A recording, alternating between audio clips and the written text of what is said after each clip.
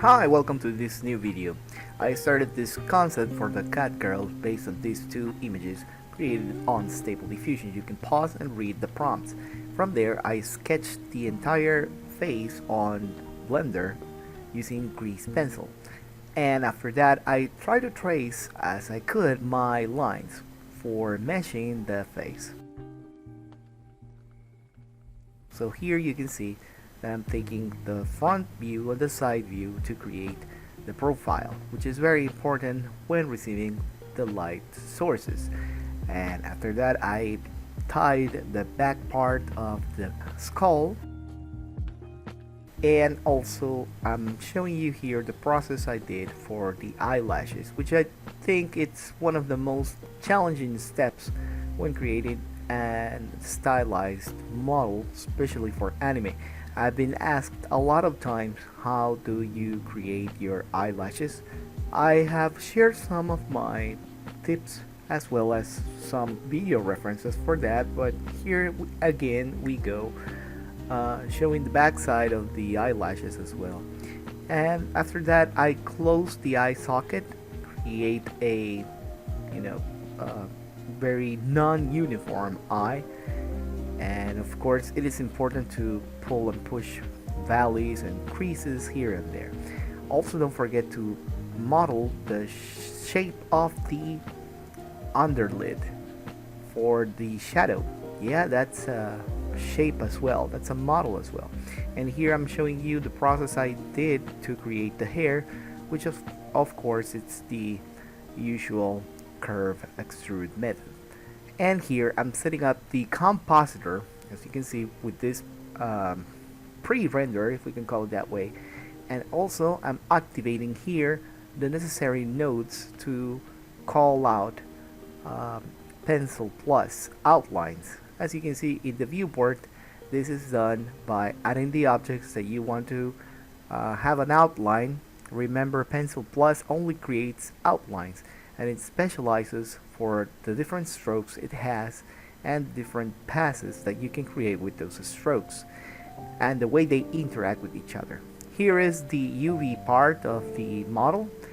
I really enjoy modeling and all of that, but whenever I get to the UV part, it's like very exciting for me. I don't know, there's something about fixing everything in one single square space that it's so cool. Anyways, here's some modeling for the normal editing part of the face. You can get this model if you're a pledging Patreon, and then you can explore how the different sections for the face were tweaked to stylize the normal. After that, I baked a normal map and I brought it to Krita just to test out our previous videos tips, where you can basically paint your normals directly in Krita.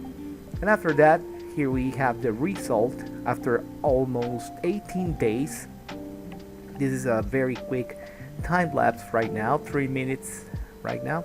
And one of the most comfortable, most wonderful features that Pencil Plus has, it's the ability to show the eyebrow, in this case, through hair. So I'm going to select the hair, and then I'm going to choose the option that says let every hidden line be shown.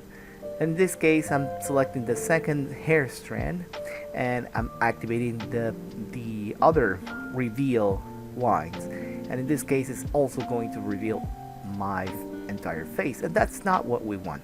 We only want that specific part, which is the eyebrow and the eyebrow material. So there's not only one choice to do this, but you can also do this for different elements such as the eyelashes, even the mouth or the tongue or the teeth.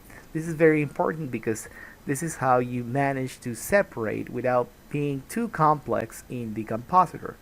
You can do this natively in Blender, but I guess Pencil Plus puts this in upfront option so that you can choose to do this stylized render as we see in anime. Next is the sculpt section, which of course also took a lot of time. I simulated cloth, and after the simulation I painted over, created this texture map. And for some of you that may have problems Please remember that if you activate the option for the transparency blending alpha, sometimes you need to select blending hash blender blending. Okay, it's very late here, but you get the idea. If you see the back face here, maybe this should be switched to alpha hashed, and from there you can get the right transparency for your, in this case, cloth. The idea here was to create an Amazon Catwoman, and here's the final result.